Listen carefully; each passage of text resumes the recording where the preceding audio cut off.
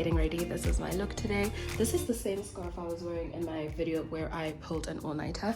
Anyway, this is that shirt. Please don't mind this stain. These are the perfume stains. I don't even know why I sprayed it directly on. It's my linen jacket that I always wear from H&M, my Matsuriso bag. These pants are from ASOS. I really like them. They're pocketed, they tapered, they fit me really well. Literally, they fit me to the T. And then my shoes are from Woolworths. Okay, so that's what I look like. Guys, there's a part of me that's mildly depressed today because I'm moving out of my chambers and downsizing into a smaller chamber. Now, that's actually according to plan, and I love that. The reason why it's slightly depressing is because I'm so attached to my chambers, and I moved into those chambers in 2019. The year prior to that, did I move in 2019? Yeah, the year prior to that was my pupillage year, which was 2018. For those of you that are always asking me about my career story, I moved to Johannesburg in this car with literally my 2 suitcases and bedding. I bought a bed the day I moved to Johannesburg, which was the 8th of January 2018. And I remember that chamber was one of the first chambers that I saw, and I was like, oh my gosh, when am I going to get to this level? When am I going to get to this point? And at the time, the person who occupied those chambers, he was, you know, the superstar of, you know, junior council. And so I was like, oh, I just want to be like this person. And then when the opportunity came to take over those chambers, I remember I was like, I'm not worthy. And I put in so much work and so much money into beautifying them, just making them exactly to my liking. And I just had the highest of highs and the lowest of lows in that office. So actually, let me tell you about how I came to the bar. Let me tell you about 2017, 2018, 2019, which is the year that I moved into those chambers. So 2017 was the year that I decided to come to the bar, which is why I have a hard time answering people who want to know if they should come to the bar straight out of university. That is not my experience. I never wanted to come to the bar straight out of university. It's something I disagree with, but that's just my personal opinion. So I only decided to come to the bar in 2017. I decided while I was in the US. I was doing the Mandela Washington Fellowship, and at the time I was working at the SCA as a clerk, and we were at this workshop, and they were asking, you know, what do you want to do with your life? Where do you want to see yourself? How do you see yourself contributing to the world? What is your purpose? All these deep questions. And I'd always been interested in litigation. Even when I was thinking about joining different firms, I was always interested in joining litigation heavy departments. So my VAC work, for example, I did in the competition law department of Norton Rose Fulbright. And then for the brief stint that I was a candidate attorney, which was about 11 months, I wanted to go into the litigation department, but they had me in a different department and were always saying, we're going to put you in litigation, but they didn't. So the point I'm making is I've always had an interest in the litigation side of things, but I just never thought to go to the bar. And also because in my academics, so the stuff that I was writing about when I was an academic, it was litigation heavy stuff that had to do with multinational corporations, human rights litigation, constitutional litigation, and things like that. So I felt like I was satisfying that part of my, you know, thirst for litigation. But in 2017, as I sat in that university, I think I was at Bridgewater State University in Massachusetts, yeah, I just decided, you know what, I'm gonna go to the bar. I decided between the Cape Bar, as I said, and the Johannesburg bar, but I was deterred from applying to the Cape Bar because of the application fee.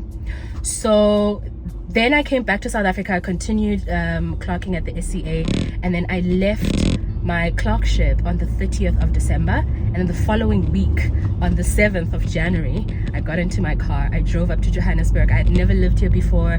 I didn't know a lot of people, but I'd come here maybe like a handful of times, maybe 5 times, including my VAC work period way back when. So in 2018, a week after I left my clerkship at the SCA, I moved to Johannesburg, and then 2 days later after I had moved, I knew nothing about Joburg. I'd never driven here. I knew nothing. But yeah, I started Pupillage on the 9th of January. And my first thing that we started my Pupillage with was the social development inquiry into Batabile Dlamini's. Do you guys remember that commission? So if you're a pupil, you kind of work in the matters that your mentor works on, and that was my induction into. So that was 2018. I finished Pupillage that year. I moved into a very small chamber, which didn't have any windows. It was so cute. I painted it up, and that's when I got my desk, the Umdabu desk. And I was so proud of that space. But a couple of months into my first year, I moved into my current chambers. So that brings us to 20. So in 2019, I started the infamous first year of advocacy. A lot of people really, get really nervous about this year, and rightfully so. It's a very scary year, full of unknowns, no certainties, no money. Your cash flow is so inconsistent, but at the same time you're learning so much, you're doing so much, you're expanding your horizons, you're trying your best, but it's an emotionally wrought year. I don't want to lie. Pupillage is difficult in the sense of mental strength and emotional EQ and just knowing who you are, and mentally, intellectually challenging and all that stuff, and kind of trying to get your name out there, trying to put yourself out there, all this uncertainty and anxiety. I feel like that's what a lot of Pupillage is punctuated with, at least in my experience. But first year, it was a different type of anxiety. This time it was a failure type of anxiety. So it was like, oh my gosh, what am I going to do if I fail here? Oh my gosh, what am I going to do if this turns out completely not the correct decision? And then there's the money aspect of it, where your savings have run out because you were trying to survive during Pupillage. You were trying to financially support yourself, because a lot of people don't know that Pupillage is unpaid, and they're always wanting to know, like, who's paying for you, or do you get a stipend? And I know you might get a stipend. I think I don't know how it works nowadays, guys. I did Pupillage such a long time ago, but you have to financially support yourself. And when you start first year, not only do you have to financially support yourself, you then have to pay for your business's expenses. So your chamber fees, your car, your everything. Most times for the first 6 months, you don't have any income coming in. So for 18 months, give or take 18 months, you don't have any income or a steady income.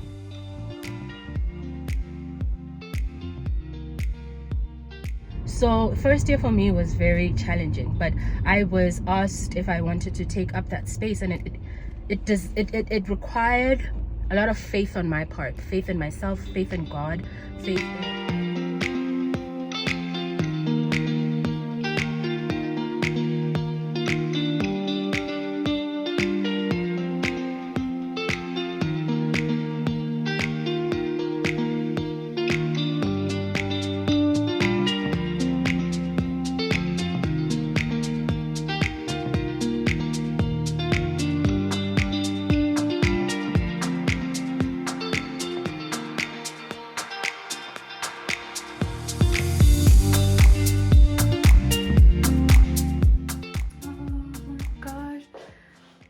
next thing you see of me, I probably will be standing here and this will be empty, and I cannot believe it.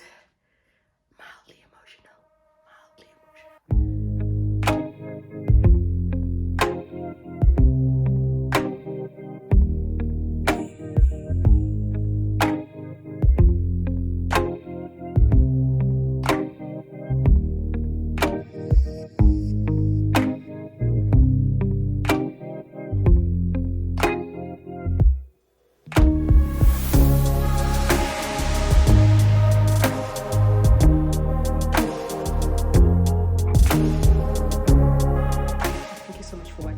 Before I start crying, I hope that you are already subscribed. If I'm gonna cry on the internet, I need to be crying for someone. No, I can't even hold up the camera. Without saying too much, I just want to say, if you have your intuition telling you to do something, to go in the direction of your dreams boldly, even if you're scared, take courage from me. If I could make it, I'm from Stokesbury, guys. Oof, if I could make it here, You can make it any way you want to. Just please work hard. Please believe in yourself. And yeah, it's an emotional goodbye today. So thank you so much for being subscribers to my channel. I've got a pretty good feeling I'm going to hit 1,000 subscribers at this point with this video, perhaps. So fingers crossed. Yeah, thank you guys so much for everything. I hope you've been encouraged by my story. I hope I've told enough that it does not discourage you, but I hope that I've also given you caution to just always make sure you're prepared with any huge life change. I'm gonna stop crying now and I'm going to end the vlog here. Thank you so much for watching.